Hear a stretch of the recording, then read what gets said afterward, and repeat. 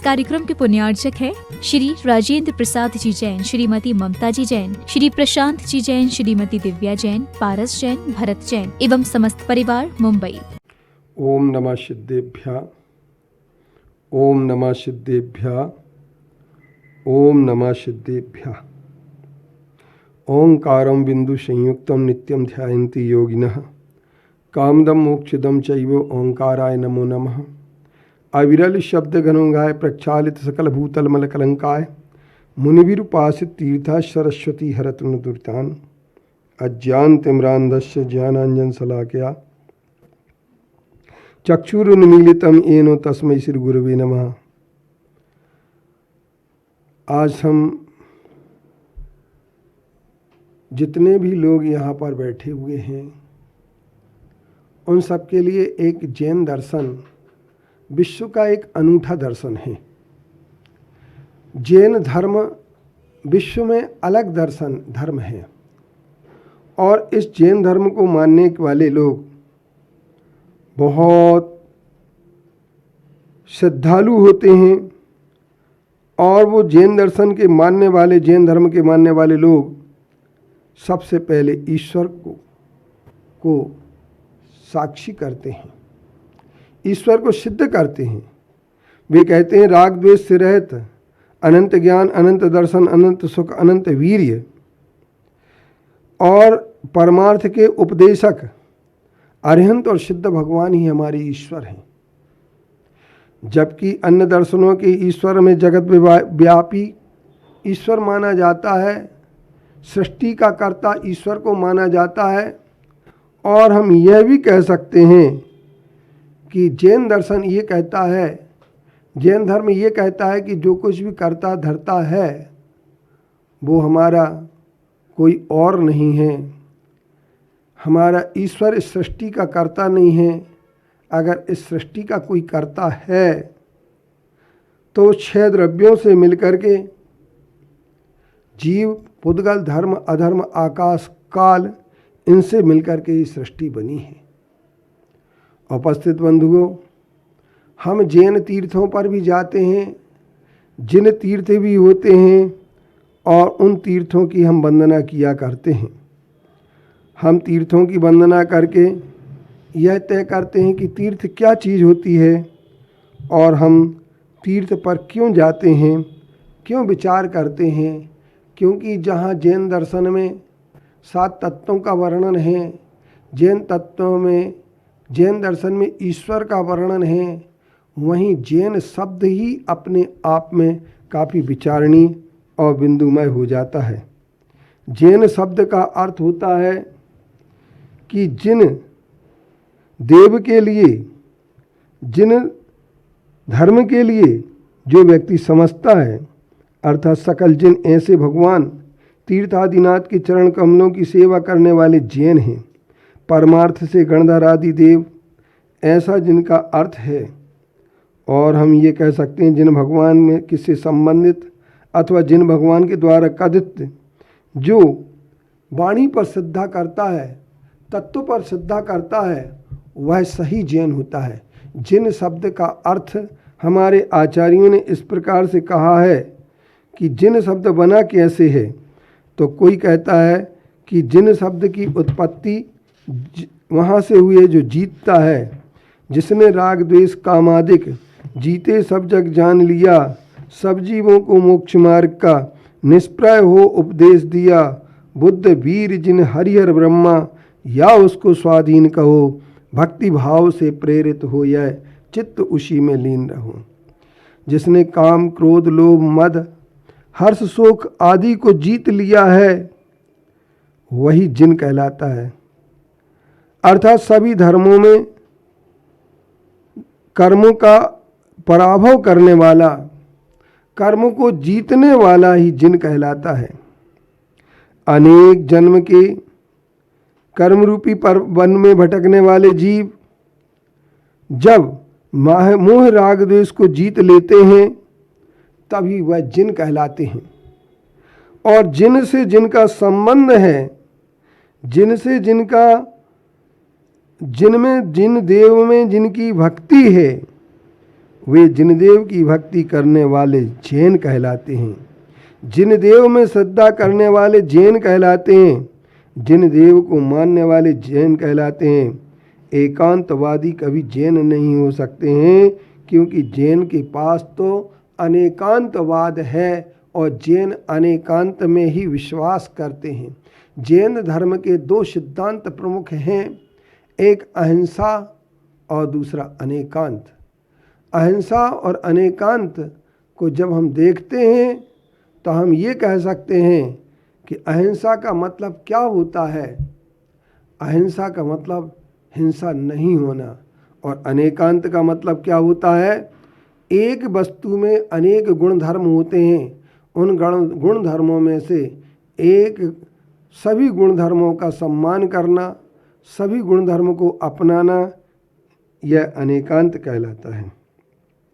तो हम ये कह सकते हैं कि जैन दर्शन ने अपने अनेकांत की सिद्धि की बात की है, जो आत्मा को कर्ता ही देखते हैं या मानते हैं। लोकोत्तर या लौकिकता के अतिक्रमण नहीं करते, क्योंकि लौकिक जनों के मत में परमात्मा विष्णु नर नारक आदि कार्य करता है, उनके मत में अपना आत्मा वह कार्य करता है। इस प्रकार यह सिद्धांत हमारे जैन दर्शन को मान्य नहीं हुआ है। तो हम ये कह सकते हैं कि जब मान्य नहीं हुआ तो जैन दर्शन एक बात कहता है कि सब प्रकार के द्रव्य स्वतंत्र हैं, हर द्रव्य में स्वतंत्रता है, और उस स्वतंत्रता को जो समझ लेता है वही स्वतंत्रता को समझने वाला सच्चा जैन धर्म का मानने वाला कहलाता है। हमारे आचार्यों ने यह कहा है कि पुद्गल 5 प्रकार का हो जाता है। पुद्गल धर्म अधर्म आकाश काल ये अजीब है और एक जीव है। इनके द्वारा ही सत्कर्मों के द्वारा पुण्य होता है, असत्कर्मों से पाप होता है। इनके कारण राग द्वेष मिथ्यात्व राग द्वेष अज्ञान आदि के कारण से आश्रव होता है, और इन आश्रव के साथ साथ इन जब आश्रव की प्रवृत्तियों का निरोध हो जाता है तो संवर होता है, और जब आंशिक रूप से कर्म का क्षय होता है तो उसे निर्जरा कहते हैं, और जब संपूर्ण रूप से कर्म नष्ट हो जाते हैं उसे जैन आचार्यों ने मोक्ष कहा है। हम जैन दर्शन के मानने वाले लोग, जैन तत्व की श्रद्धा रखने वाले लोग यह बात तय करते हैं कि कैसे भी जैसे भी बने वैसे हमें अपने तत्व को समझना चाहिए, और जो तत्व को समझता है वही सचमुच में जैन धर्म को मानने वाला होता है। अब मुझे एक बात और आप लोगों से कहने में आ रही है कि आप जिस तरीके से जैन धर्म के मानने वाले अपने आप को कहते हैं, तो जैन दर्शन ने मुक्ति का उपाय आप सब लोगों के लिए बताया है।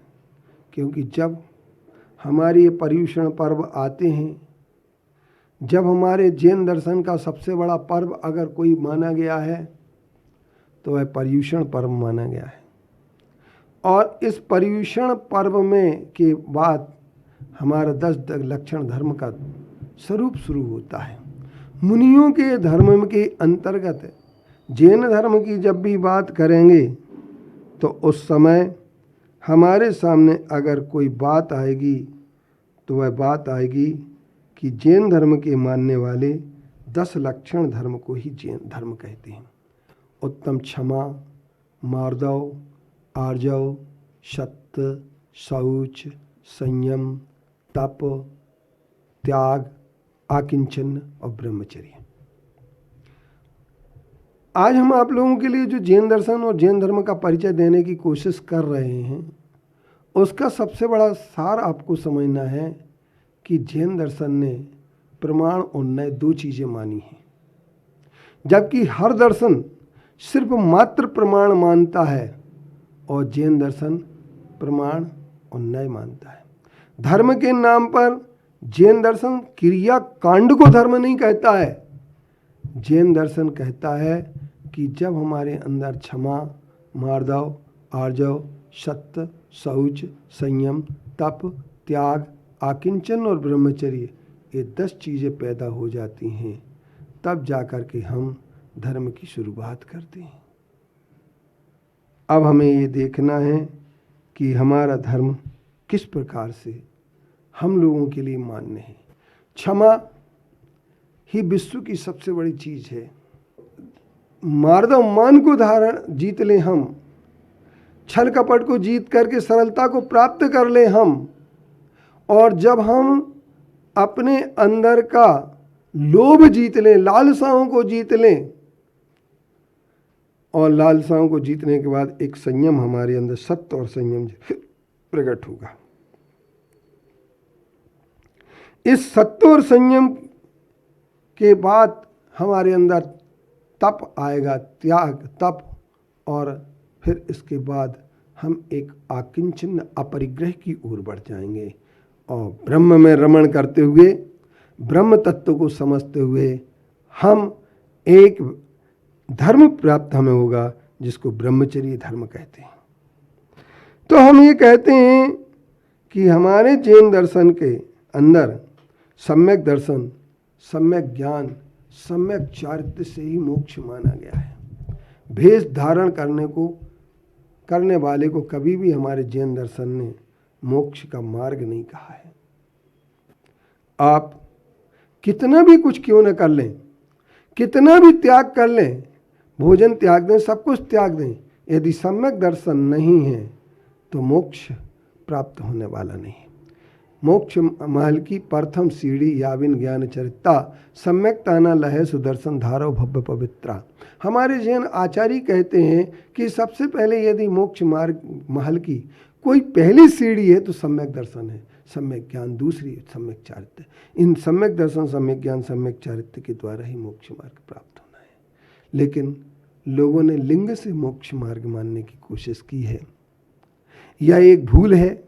आचार्य कुंद देव अपने समयसार ग्रंथ के अंतर्गत स्पष्ट तौर पर कहते हैं कि अगर मोक्ष मार्ग प्राप्त होगा तो वो भीतर से प्राप्त होगा, बाहर के भेष बदलने से कुछ भी होने वाला नहीं है। लेकिन आज से नहीं, बरसों से ये बात चली आ रही है, लोग भेष बदलते हैं। कोई दाढ़ी रखा लेता है, कोई दाढ़ी कटा देता है, कोई बाल बढ़ा लेता है, कोई चप्पल पहनने का त्याग कर देता है, कोई जूता पहनने का त्याग कर देता है। ये सब त्याग करते हैं, अच्छी बात है, करना भी चाहिए, इसमें कोई बुराई वाली बात नहीं है। लेकिन जिस तरीके से तुम धर्म प्राप्त करना चाह रहे हो, उस तरीके के धर्म को प्राप्त करने के लिए तुम्हें सबसे पहले नंबर एक बात प्राप्त करना होगी कि तत्व की समझ कैसे आए, तत्व के प्रति श्रद्धा कैसे हो, तत्व का ज्ञान कैसे हो, और तत्व की श्रद्धा, तत्व का ज्ञान और तत्व की समझ, तीनों चीजें प्राप्त करने के बाद तत्व को अवधारित कैसे करें। तो जब हम तत्व को अवधारित कर लेंगे, तत्व की धारणा कर लेंगे, तो वहीं जाकर के हमारा मोक्ष मार्ग सिद्धांत के साथ होता है। तो तत्व की श्रद्धा किससे करें? जीव, अजीव, आश्रव, बंध, संभर, निर्जरा, मोक्ष, ये 7 तत्व हैं। इन 7 तत्वों में आपको एक बात देखना है कि 7 तत्व किस प्रकार से कब होंगे। जीव, अजीव, आश्रव, बंध, संभर, निर्जरा, मोक्ष। तो जीव के लिए हम जीवन पूरा समर्पित कर देते हैं, क्योंकि जीव को समझना है, और आज तक हमने जीव को नहीं समझा। कोई कहता है जीव भगवान ने बनाया है, कोई कहता है जीव अपने आप बन गया है गैसों के मिलने से। तो ऐसे लोगों की अनेक प्रकार की अवधारणाएं विश्व में फैली हुई हैं। जैसे एक हमारे सबसे पहले नंबर लेमार्क होते हैं या डार्विन होते हैं। तो डार्विन अपनी हाइपोथेसिस, अपनी परिकल्पना के आधार पर ये कहता है कि पृथ्वी के सामने से एक सूरज गुजरा, पहले ये सूर्य थे हमारी पृथ्वी, और ये बड़ा सूर्य गुजरा, उसके आकर्षण के कारण से टूट गया, नीचे गिरा, घूमता रहा, घूमते घूमते घूमते धीरे धीरे ठंडा हुआ, ठंडे होने के गैस पैदा हुई, उन गैसों से अमीबा पैदा हुआ, अमीबा पैदा होने के बाद अमीबा से क्या हुआ, धीरे धीरे धीरे मनुष्य तक बन गया। ये हमारे लिए थ्योरी बताई जाती है, ये थ्योरी नहीं है, ये परिकल्पना है। इस परिकल्पना को आपको परिकल्पना ही मानना पड़ेगा। लेकिन जैन आचार्य कहते हैं जीव अनादि निधन है। जैन दर्शन कहता है कि जीव अनादि निधन है, इसका कोई न करता हरता, अमिट अनादि है। ये सृष्टि का भी कोई करता धरता नहीं है। जीव और पुद्गल नाचे या में, इसमें जीव और पुद्गल ही निरंतर नच रहे हैं। कर्म उपाधि है। उपस्थित बंधुओं, आप सब लोगों के लिए विचार करना है, यह सोचना है कि हम जीव को किस तरीके से समझें। और जब जीव हमारी समझ में आ जाएगा कि जीव की किसी ने उत्पत्ति नहीं की है, जीव की कभी उत्पत्ति नहीं होती है, जीव अनादि अनिधन है, न इसका कोई उत्पन्न करने वाला है, न कोई इसको नष्ट करने वाला है, तो इसके लिए law of conservation of mass का रूल, जो कि law of conservation of mass का रूल जैन दर्शन ने भी स्वीकार किया है और अन्य दर्शन भी स्वीकार कहते हैं। नैवा सतो जन्म सतो न नासो दीपस्तमा पुद्गल भावतोस्ति। आचार्य समंतभद्र देव सुमतिनाथ भगवान का स्तवन करते हुए कहते हैं कि न इसकी उत्पत्ति हुई है न नाश हो सकता है, सिर्फ इसके लिए पर्याय अवस्थाएं परिवर्तित होती हैं। यही बात law of conservation of mass में कहा जाता है, any chemicals actions means don't destroyed and origin only change of forms. कोई भी पदार्थ मूल रूप से कभी न उत्पन्न हुआ है न मूल रूप से कभी नष्ट हो सकता है, सिर्फ उसकी अवस्थाएं परिवर्तित होती हैं। तो जीव की अवस्थाओं को परिवर्तित करने की बात हमने कही है। जीव जब की अवस्थाएं जब परिवर्तित हो जाती हैं तो उस अवस्था में कभी मनुष्य बन जाता है, कभी नारकी बन जाता है, कभी त्रिंच बन जाता है, कभी देव बन जाता है। ये उसकी अवस्थाओं का परिवर्तन है। और इन अवस्थाओं के परिवर्तन को ही जैन दर्शन की ठोस वैज्ञानिक बात यह है कि जैन दर्शन ने उत्पाद व्यय द्रव्य युक्तम सत कहा है। उत्पाद व्यय और द्रव्य से युक्त। ये उंगली अभी टेढ़ी है और इस उंगली को सीधा कर दिया तो वो टेढ़ेपन का नाश हो गया, सीधेपन की उत्पत्ति ही उंगली ज्यों की त्यों है। इसलिए इस उंगली के ज्यों के त्यों रहने का नाम ध्रुव है। और इसीलिए जैसे एक चक्की के अंदर दो पार्ट होते हैं, एक पार्ट घूमता है और एक पार्ट स्थिर रहता है, तो दोनों पार्ट अगर घूमने लगें तो कभी आटा नहीं पिस सकता है, प्रयोजनभूत क्रिया नहीं हो सकती है। तो दोनों पार्टों के लिए स्थिर अगर रखा जाए तो भी पिसाई नहीं हो पाएगी। तो एक पार्ट स्थिर होता है, एक पार्ट घूमता है। जो घूमने वाला पार्ट है वो उत्पाद व्यय रूप है और जो स्थिर पार्ट है वो ध्रुव रूप है। और दोनों पार्टों को मिला करके चक्की बनती है। इस चक्की का नाम हमारे यहाँ द्रव्य भी कह सकते हैं हम कि उत्पाद व्यय ध्रुव युक्तम सत, सत द्रव्य लक्षणम।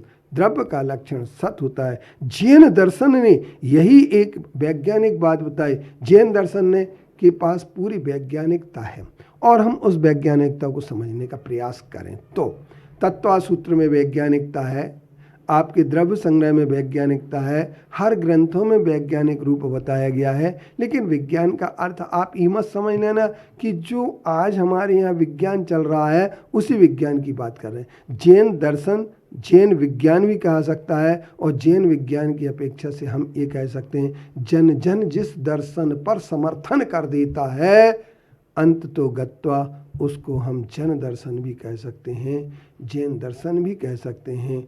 और जैन दर्शन जन दर्शन बन जाए यह हमारी भावना है। और इस भावना को अगर आप सब लोगों ने समझने की कोशिश की तो हम ये कह सकते हैं कि जैन दर्शन एक बहुत बड़ी स्थिति में है।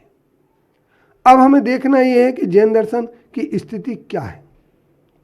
आज जैन दर्शन के बारे में हम जब किसी भी यूनिवर्सिटी में उसकी जैन विद्या के नाम से सीटें देखते हैं बड़ा अच्छा लगता है।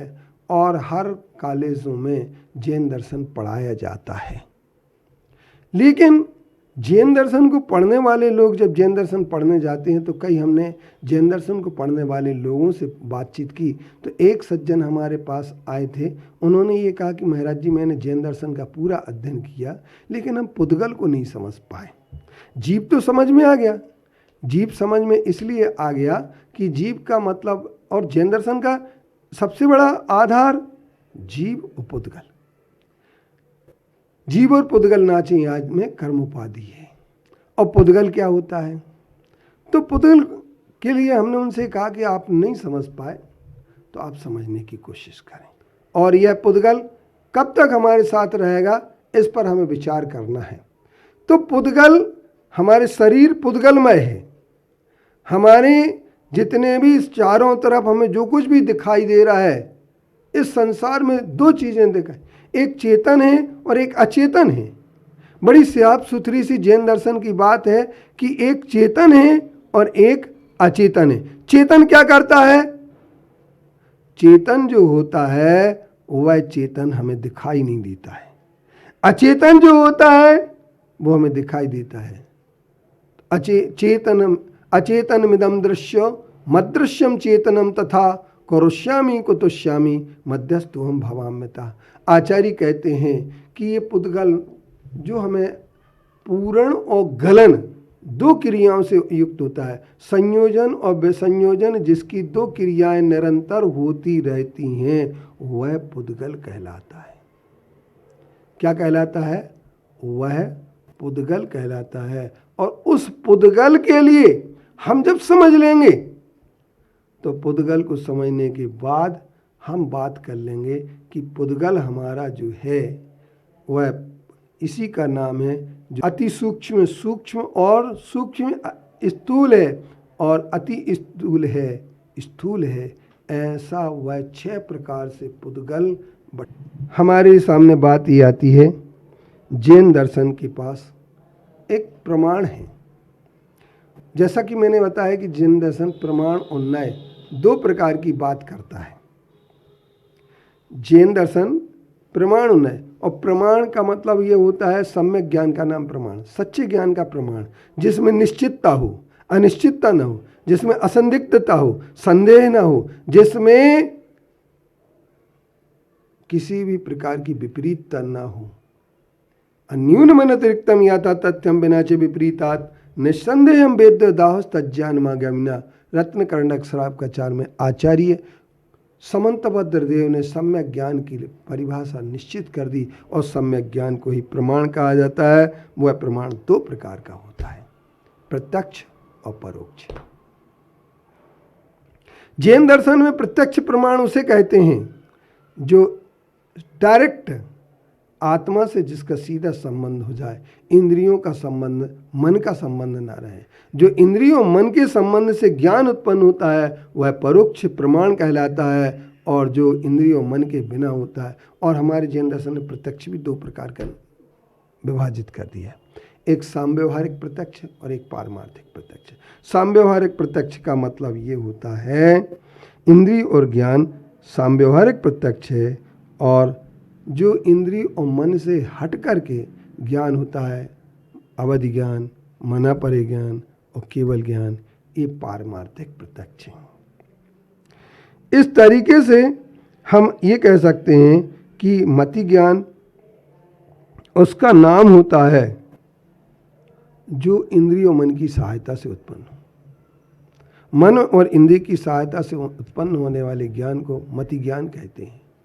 श्रुत ज्ञान वह है मति ज्ञान के माध्यम से जो हमारे लिए दिखाई दे रहा है। जैसे मान लीजिए हमारे लिए एक सोने की अंगूठी दिखाई दी, ये हमारा मति ज्ञान है। और हमने उसके बाद ये तय किया कि ये सोने की अंगूठी एक हमने बहुत मजदूरी करके मंगवाई थी, बहुत पैसे इकट्ठे किए थे, धंधा किया था। जब सब कुछ किया तब जाकर के हमें ये अंगूठी प्राप्त हुई। तो जो धंधे के ऊपर गए, हमने बड़ी ईमानदारी से कमाई पे की और सोना प्राप्त करके अंगूठी बनवाई, तो ये आपका अर्थांतर जो ज्ञान हो गया मति ज्ञान की बात, वह श्रुत ज्ञान कहलाता है। और द्रव्य क्षेत्र काल भाव भाव की मर्यादा लिए हुए जो ज्ञान होता है वो अवधि ज्ञान है। जो दूसरे के मन में स्थित विषय को जान लेता है उसका नाम मनापरय ज्ञान है। और जो संपूर्ण द्रव्य क्षेत्र काल भाव को एक साथ जानता है, युगपद रूप से जानता है, वह हमारा केवल ज्ञान है। इस तरीके से अब हमारे सामने जैन दर्शन में भी एक विडंबना खड़ी हुई, जिन्होंने ईश्वर के स्वरूप को विकृत करने की कोशिश की है और उन्होंने ईश्वर के स्वरूप को राग द्वेषमय बनाने का प्रयास किया है और वे ईश्वर कर्ता की ओर धीरे से खिसक गए। जबकि उनके आचार्यों ने उनसे बार बार कहा है कि तुम जैन दर्शन के मानने वाले हो, जैन दर्शन की सबसे बड़ी विशेषता होती है कि ईश्वर का कर्ता नहीं होता है। जैन दर्शन ईश्वर को कर्ता नहीं मानता है, ईश्वर को अवश्य मानता है, ईश्वर पर पूरी श्रद्धा रखता है, लेकिन ईश्वर को कर्ता नहीं मानता। ऐसे श्वेत वस्त्रधारी लोग ईश्वर को धीरे धीरे कर्ता बनाने लगे और भगवान के सामने मनोतियाँ मांग मांग करके, चिल्ला चिल्ला चीख चीख करके मनोतियाँ मांगते हैं और ये कहने लगे कि भगवान ही हमें सब कुछ देने वाला है। और इसलिए उन्होंने ईमानदारी बेईमानी सब प्रकार से बिजनेस करके, ईमानदारी से भी किया, बेईमानी से भी किया, मादक पदार्थों का भी बिजनेस किया, सब प्रकार के बिजनेस करके, और उन लोगों ने पैसा जरूर इकट्ठा किया है और वो भगवान को अपने धंधे में सम्मिलित करते हैं और उसकी आय का अंश जो होता है बाकायदा बंटवारा होता है और बंटवारा करके वो उतना अंश भगवान को दे देते हैं, बाकी का अंश खुद रखते हैं। तो हम ये कह सकते हैं कि वास्तव में भगवान ने हमें क्या बताया, क्या दिया, इस पर आप समझें। लेकिन भगवान धंधा नहीं कर सकते हैं, भगवान को हम धंधे में सम्मिलित नहीं कर सकते हैं। और भगवान को यदि हम धंधे में सम्मिलित करते हैं, क्योंकि आरंभ और परिग्रह के त्यागी भगवान, अरिहंत भगवान, सिद्ध परमात्मा तो मोक्ष चले गए, उन्हें तो और भी हम नहीं कर सकते हैं, लेकिन जिन्हें करते हैं उन पर हमें विचार करें। तो उन्होंने भगवान को जिस रूप में माना है, उन्होंने भगवान को ये कहा भगवान खाते भी हैं, भगवान पीते भी हैं, भगवान को भूख लगती है, भगवान को प्यास लगती है। ये सारी की सारी चीज़ें आगम विरुद्ध चीज़ें जिन्होंने प्रस्तुत की हैं, जिन्होंने स्त्री की मुक्ति की बात भी कही है। ये दो बातें इसलिए उन्होंने रखी क्योंकि उनने कपड़े जो पहन रखे थे, उन कपड़ों को सिद्ध करने के लिए, उन कपड़ों का औचित्य सिद्ध करने के लिए ये दो बातें सामने रखती। और इसलिए भगवान दीक्षा दे रहे हैं, भगवान की काल्पनिक फोटो बना बना करके हमारे सामने प्रस्तुत करते हैं कि भगवान किसी पर रत्न चूर्णी का डाल रहे हैं, तो भगवान महावीर किसी को दीक्षा दे रहे हैं, किसी को आशीर्वाद दे रहे हैं, सिंहासन पर बैठे हैं। ये सारी की सारी चीज़ें, एक तरफ आप कहते हैं कि भगवान अंतरिक्ष में रहते हैं, एक तरफ आप कहते हैं भगवान अंतरिक्ष में रहते हैं, दूसरे नंबर भगवान को सिंहासन पर बिठाते हैं। आखिरकार एक बात तो तय करना पड़ेगी कि भगवान अंतरिक्ष में रहते हैं या भगवान कमलासन से भी ऊपर रहते हैं, कमल के आसन से भी ऊपर भगवान रहते हैं। तो हमें ये तय करना पड़ेगा कि भगवान का स्वरूप है क्या। तो भगवान का स्वरूप जब हम मानने के लिए तैयार हुए, जब हम भगवान के स्वरूप को समझने के लिए तैयार हुए, तो हम ही कह सकते हैं भगवान हमारा वही है। आदिनाथ भगवान को तो वेद पुराण में भी नग्न रूप में ही स्वीकार किया गया है। यहाँ तक कि भागवत पुराण, विष्णु पुराण, लिंग पुराण, शिव पुराण और पद्म पुराण जैसे सृष्टि खंड में, जैसे इन पुराणों में, लिंग पुराण में आदिनाथ भगवान ऋषभ देव को नग्न रूप में तपस्या करने वाला स्पष्ट तौर पर स्वीकार किया है। अब आती है बात हमारी महावीर भगवान की।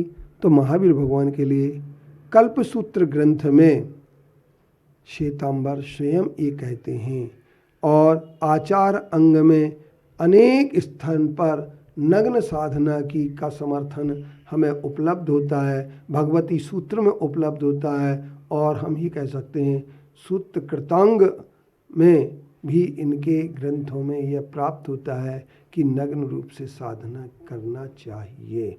और इसलिए ये जिन कल्पी की एक बात सामने, स्थिविर कल्पी और जिन कल्पी। तो ये कहते हैं जिन कल्पी वह हैं जो नग्न होते हैं और स्थिविर कल्पी वो हैं जो काफ़ी बुजुर्ग होते हैं। तो जिन कल्पी को बताते हुए, जिन कल्पी की बात करते हुए उन्होंने कहा है कि जिन कल्पी कौन होते हैं।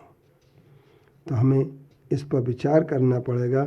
जिन कल्प के संबंध में कहा गया है कि जिन्होंने राग द्वेष और मोह को जीत लिया है, उपसर्ग और परिसर रूपी शत्रु वेग को जो सहते हैं, जो जिनेंद्र भगवान के समान विहार करते हैं, ऐसे मुनियों को जिन कल्पी कहते हैं। इतनी ही विशेषता नहीं इन मुनियों में रहती है और बाकी सब लिंग आचार आदि प्रायः पूर्व में वर्णन किए हुए वैसे ही समझना चाहिए, अर्थात उनके 28 मूल गुण नियम से उनका पालन करते हैं।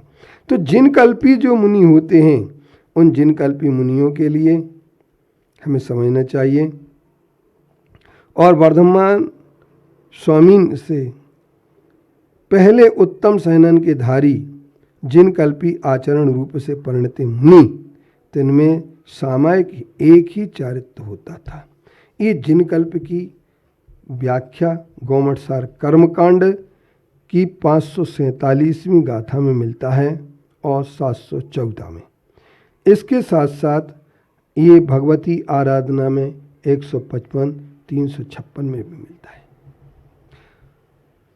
और इसके बाद हम ये कह सकते हैं कि जिन कल्पी और स्थिविर, तो हमारे जैन आचरण में वस्त्रवाद का समर्थन नहीं है। जैन आचरण में हमारे किसी भी प्रकार से किसी भी योगी ने किसी भी शास्त्र में ये समर्थन नहीं किया कि साधु वस्त्र को ग्रहण करें, और ना ही ये हमें मिलता है। लेकिन भगवान महावीर के जब निर्वाण के बाद 300 वर्ष बीत गए, 200 वर्ष बीत गए, 250 वर्ष, उसके बाद 12 वर्ष का अकाल पड़ा। उस अकाल में आचार्य भद्रबाहु जी ने यह स्पष्ट कह दिया था कि जो भी अपने आत्मा का कल्याण चाहते हैं, 12 वर्ष के अकाल से बचना चाहते हैं, उन साधुओं को सबको दक्षिण भारत चलना होगा। तो सारे साधु दक्षिण भारत चलने तैयार हो गए। लेकिन कुछ श्रेष्ठीगण आकर के सामने आए। उन्होंने कुछ साधुओं को तो हमारे पास रखना ही पड़ेगा, और इसलिए उन्होंने कहा जो हमारे साथ में साधु रहेंगे उनके लिए हम पूरी व्यवस्था करेंगे, भोजन की, पानी की, सबकी व्यवस्था करेंगे, और उनकी भोजन पानी की सब व्यवस्था, आहार आदि की चर्या सही पालेंगे। लेकिन वो सही पाल नहीं पाए। कारण उसका ये रहा कि उन्होंने जो है ना अपने क्या किया कि जब आहार करने जाते थे उनके साथ बहुत सारे लोग, भीड़ की भीड़ चली जाती थी, रोते थे, चिल्लाते थे, भूखे हैं, हमें भी मिलना चाहिए, तो अंतराय कर देते थे। धीरे धीरे अंतराय करना बंद किया, पर उन्होंने कहा अब अपन रात में भोजन इकट्ठा करके अपने मंदिर में बैठ कर के खाया करेंगे। और वो इकट्ठा करने जाने लगे रात में। लेकिन एक सृष्टि की पुत्र वधू का गर्भपात हो गया, जिस कारण डर गई वो बहुत बुरी तरीके से। और परिणाम ये हुआ कि अब रात में भी नग्न की जगह वो कपड़े पहन करके जाने लगे। धीरे धीरे कपड़े में आ गए। आचार्य भद्रबाहु स्वामी की समाधि श्रवण बेलगोला में हो गई। और इसके बाद ऐतिहासिक डिस्कवरी ऑफ इंडिया ग्रंथ में, पुस्तक में जवाहरलाल नेहरू ने चंद्रगुप्त मौर्य के संबंध में लिखी है कि चंद्रगुप्त मौर्य उनके साथ में समाधि को प्राप्त हुए थे। और विशाखाचार्य लौट करके जब उत्तर भारत आए तो जैन साधुओं की स्थिति देख करके उन्होंने समझाने की कोशिश की। लोग कुछ समझे, कुछ नहीं समझे, और कुछ ने स्थूल भद्र का साथ दे करके वो स्थूल भद्र के साथ साधना करने लगे। और इस तरीके से हम ये कह सकते हैं एक श्वेतांबर मत की उत्पत्ति हो गई। ये श्वेतांबर, यही श्वेतांबर मत ये कहता है कि आज अंतरिक्ष पार्श्वनाथ भगवान की मूर्ति को अपनी क्यों कहना चाहता है, क्योंकि वो कहते हैं अंतरिक्ष पार्श्वनाथ 11,80,000 वर्ष पुराने हैं। वो श्वेतांबर अगर सिद्ध हो जाएंगे तो हमारा श्वेतांबर मत भी उतना ही पुराना सिद्ध हो जाएगा। इस बात की सिद्धि करने के लिए अंतरिक्ष पार्श्वनाथ सिरपुर के भगवान को ये श्वेतांबर बनाने की कोशिश में हैं। मूल चरित्र बदलना चाहते हैं, मूल स्वरूप बदलना चाहते हैं, परंतु एक याद रखना, सच यह है कि लेप के आधार पर ही, लेप चढ़ा करके ही 1910 से लेकर का आज तक इन्होंने लेप को चढ़ाया और लेप में ही कंदोरा कचोटा श्वेतांबरीकरण करने की कोशिश 1929, 1945, 1948, इसके ऊपर 1959, 1981 से लेकर के अभी तक इतने बार की है, लेकिन वो सफल नहीं हो पाए हैं। अब ये सफलता सुप्रीम कोर्ट के माध्यम से उन्होंने लेप का अधिकार प्राप्त किया था, लेकिन अभी हम कह सकते हैं लेप को अगर उतारा जाए, अभी एक चरण में, पहले चरण में यहाँ के लेप को उन्होंने जब जगह बदला था, आश्वासन दिया था 20 मार्च को, लिखित रूप में कहा था कि हम मूर्ति के मूल स्वरूप को कभी बदलेंगे नहीं, और उन्होंने मूल स्वरूप लेप के माध्यम से बदल दिया है। और ये बदले हुए स्वरूप को हमारा दिगंबर समाज स्वीकार नहीं कर रहा है, और वह कहता है एक न एक दिन सत्य अवश्य प्रकट होगा, और जब सत्य प्रकट होगा तो आपके लिए, हमारे लिए एक मूल स्वरूप, दिगंबर स्वरूप प्रकट होगा। और मूल स्वरूप जब दिगंबर प्रकट होगा तो लेप हट जाएगा, जब तो हमारा पूरा मूल दिगंबर पाषाण की, काले पाषाण की, यह भगवान अंतरिक्ष पार्श्वनाथ की मूर्ति होगी। ऐसे अंतरिक्ष पार्श्वनाथ जैसे सिरपुर तीर्थ के लिए सिर्फ इसलिए कहा जा रहा है कि श्वेतांबरीकरण सिद्ध किया जाए कि श्वेतांबर बहुत प्राचीन हैं। और उन्होंने एक कहानी भी साथ में ले दी, और वह कहानी ये ली कि एक पाटलिपुत्र में सहस्रमल्ल नाम का एक राजा था, उसके यहाँ एक शिवभूति नाम का लड़का था, युवक था। वह रात में देर रात से जाता था घर, तो उसकी माँ ने, उसकी पत्नी ने इस पर आपत्ति ली। उस शिवभूति की पत्नी ने एक दिन सास से शिकायत की, और शिकायत करने के बाद उसकी माँ ने ये कह दिया कि बेटा तुम सो जाओ, आज मैं जागती हूँ। और वह जागती रही। जब शिवभूति आया तो उससे कह दिया जिसका घर खुला हो उसके घर चले जाओ। और वह उपाश्रय में चला गया। उपाश्रय में जाने के बाद रात वहाँ सोया। सुबह उसने गुरु महाराज से निवेदन दीक्षा लेने का किया, और गुरु महाराज ने करुणा धारण करके उसको दीक्षा दे दी। और दीक्षा देने के बाद वह से साधु वस्त्रधारी बन गया। परंतु एक दिन जब वह विहार करके लौट करके फिर पुनः पाटलिपुत्र आए, तो सहस्रमल्ल नाम के राजा ने उनके लिए कंबल, एक रत्न का उपहार में दिया शिवभूति के लिए। उसने वह स्वीकार कर लिया। गुरु महाराज ने उस उपहार के कंबल के टुकड़े टुकड़े करके रजोहरणी बना दी। और ये रजोहरणी जब उसने देखी उसे बहुत दुख हुआ, और उसने अपने गुरु से कहा कि क्यों किया। तो स्थिविर कल्पी एक साधु ने उन्हें समझाया, बेटा पहले तो जैन साधु नग्न ही रहा करते थे, आज काल दोष के कारण से कपड़े धारण कर रहे हैं, यह काल दोष है।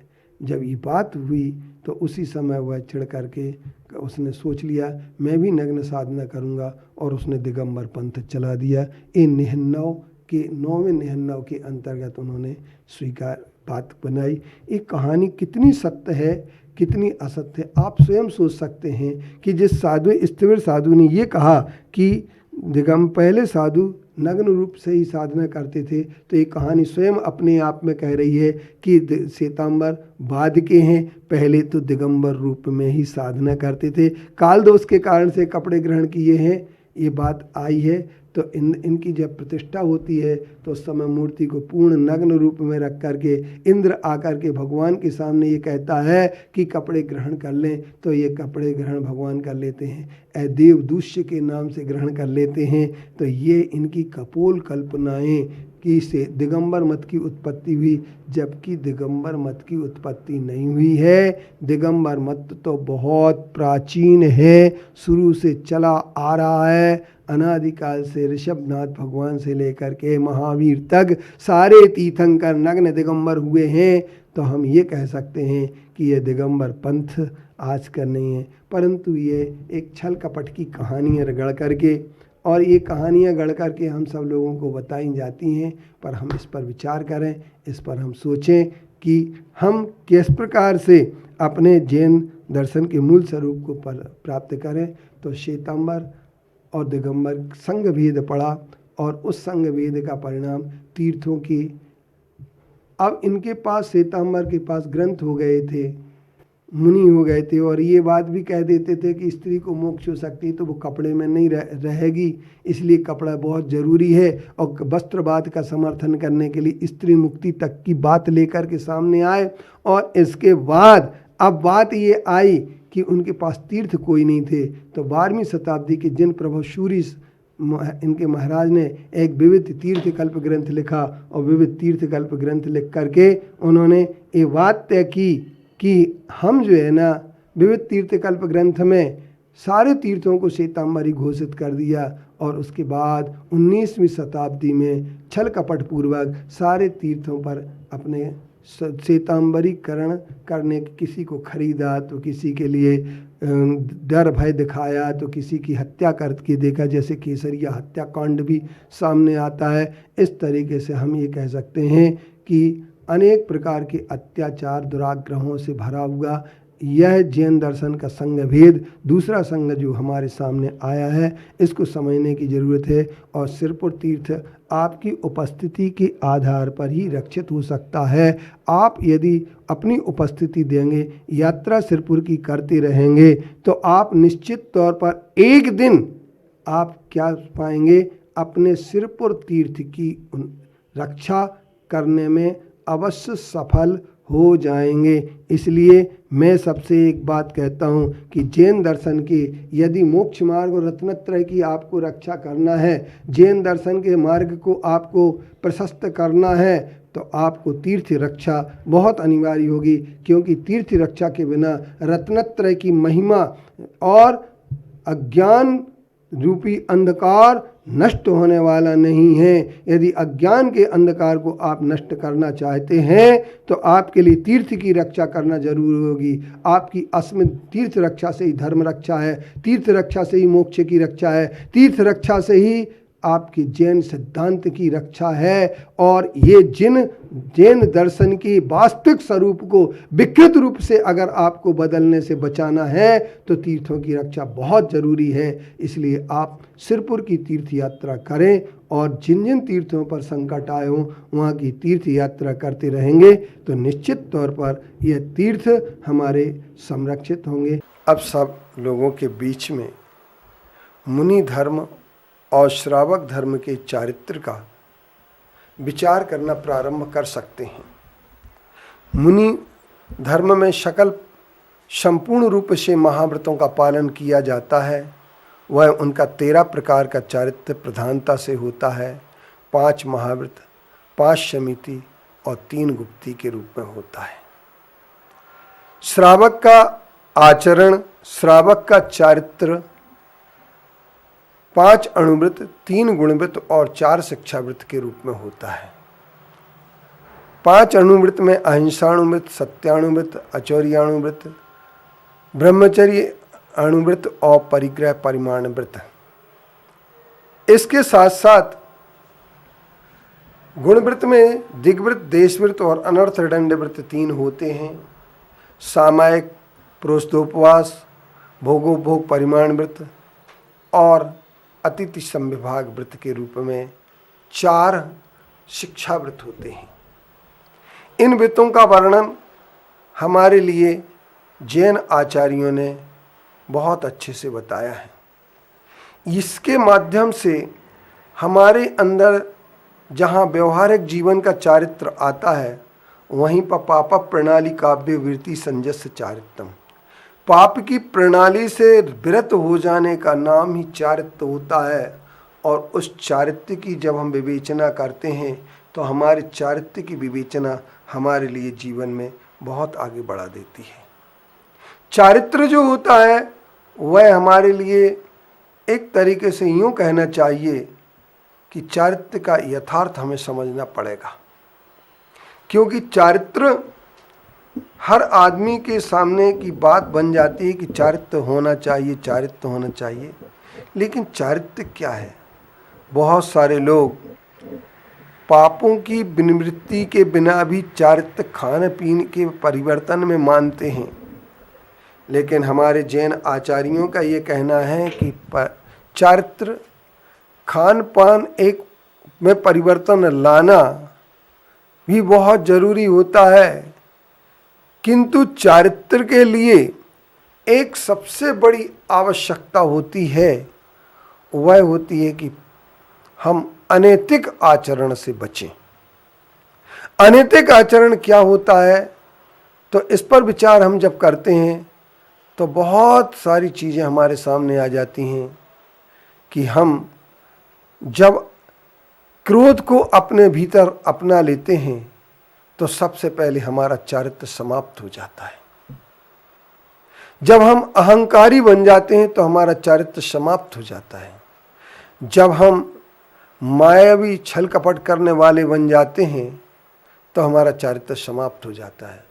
और जब हम अपने जीवन में लालसाओं को पाल करके बैठ जाते हैं और इतनी लालसाएं हमारे अंदर हो जाती हैं कि हम स्वार्थ और अहम में इतने अंधे हो जाते हैं कि हम जगत के हित की बात को सोचना ही बंद कर देते हैं। जब हम जगत के हित की बात को सोचना बंद कर देते हैं, सर्वजन हिताय सर्वजन सुखाय की बात को हम भूल जाते हैं, तो उस समय हमारा धर्म का आचरण समाप्त हो जाता है।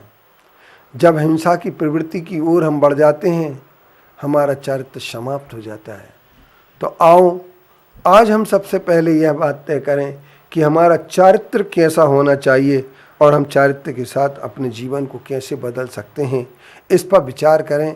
क्योंकि चारित्र्य हमारे लिए ऊंचाइयां देने वाला होता है और पाप हमारे नीचे की ओर ले जाने वाला होता है। किसी ने भी कहा है कि पुण्य की जड़ पाताल तक होती है और पाप की जड़ अस्पताल तक होती है। इस पर जब हम विचार करेंगे तो हमारे सामने एक बात आ जाएगी कि वास्तव में जिन्होंने चारित्र्य को छोड़कर के सिर्फ पाप की जिंदगी अपनाने के लिए हरदम है तैयार, तो पाप कमाने के लिए क्यों न समय निकाले आत्महित के लिए। हर समय आदमी के लिए पाप की प्रेरणा देने वाले लोग मिल जाते हैं, लेकिन धर्म की, आत्मा के कल्याण की, पुण्य की प्रेरणा देने वाले बहुत कम लोग मिलते हैं। क्योंकि लोग पाप की प्रेरणा देने के लिए तैयार होते हैं, पाप का उपदेश देने के लिए सबके लिए तैयार होते हैं। जहां हम संकल्प करके किसी को मारने की बात सोच लेते हैं, जहां हम किसी को विचार करने की बात सोच लेते हैं, जहां हम किसी का बुरा करने की बात सोच लेते हैं, जहां हम तृष जीवों के लिए, चलते फिरते जीवों के लिए मारने लगते हैं, तो वहाँ पर हिंसा होती है। ऐसी हिंसा के लिए हमारे आचार्यों ने कहा है, संकल्पात कृतकार्यत मननाद युगत तिरश्चस्वान। संकल्प से, कृत से, कार्य से, कर्ण के, करा के और करने वाले का समर्थन करने से हिंसा होती है। और ऐसी हिंसा किसी भी धर्म में स्वीकार नहीं की जाती है। हर धर्म हिंसा का विरोध करते हैं। हर धर्म के लोग कहते हैं, क्योंकि रामचरितमानस में भी कहा गया है, परम धर्म श्रुति विदित अहिंसा पर निंदा सम अघ्न गरीशा। यदि हम परम धर्म की बात करें, सबसे श्रेष्ठ धर्म की बात करें, तो सबसे बड़ा धर्म अगर कोई हो सकता है तो अहिंसा धर्म हो सकता है, जिसकी सारे श्रुत वेदों, वेद पुराण में, सब में, उपनिषदों में, सब में प्रशंसा की गई है। परम धर्म श्रुति विदित अहिंसा, पर निंदा सम अग्नगरीसा। दूसरे की निंदा करने से बड़ा कोई पाप नहीं हो सकता है, लेकिन हम दिन रात सिर्फ एक ही काम करते हैं, या तो किसी प्राणी को सताते हैं या किसी की बुराई करने में लग जाते हैं। हमें विचार करना होगा, हमें चिंतन करना होगा कि क्यों ना हम किसी के अच्छे बात को सोचने का ध्यान बनाए, किसी की अच्छी बात पर ध्यान दें और अच्छी किसी की तारीफ करने की बात कोशिश करें। अब हमारे सामने बात ये आती है कि हम कैसे कैसे किसी की हिंसा कर लेते हैं। तो हम जब किसी का वध कर देते हैं तो हिंसा होती है। यानी वध का अर्थ ये नहीं कि हम किसी को मार डालें जान से, किंतु हम ऐसा मारें भले ही उसके प्राण न निकलें, लेकिन हम उसे मारते हैं तो ये वध कहलाता है। किसी को हम बांध लेते हैं तो अभी यह हिंसा का बहुत बड़ा हमारे लिए द्वार खोल देती है।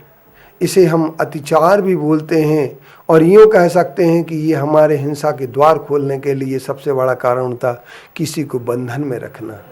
हम किसी को, बच्चों को प्रायः बाथरूम में बंद कर देते हैं, बच्चों को हम प्रायः कमरे में बंद करके चले जाते हैं, बच्चों को हम दंड देते समय ये बात कहते हैं कि तुम्हारे लिए हम बाथरूम में बंद कर देंगे।